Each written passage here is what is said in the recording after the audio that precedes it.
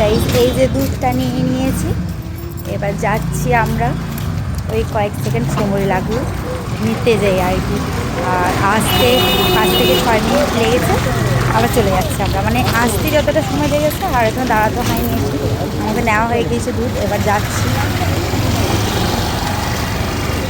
আগে দুধ দেওয়ার সময়টা ছিল 9টা, আমরা 9:30-9টার সময় তো দিতে। এখন যেহেতু শীত পড়েছে, একটু একটু শীত পড়ছে, তাই সময়টা চেঞ্জ করে এখন সময় করা হয়েছে ওই 7টা কি 7:30। ওই 7টার সময় কোনো কোনো দিন নিয়ে যায়, আজ 7:30 হয়ে গেল। তো দুধটা নিয়ে যাচ্ছি, আর আমার ছেলে আর নিয়ে যাচ্ছে, বড়মশাইয়ের সামনে যাচ্ছে, আমি ভিডিও করছি পেছনে।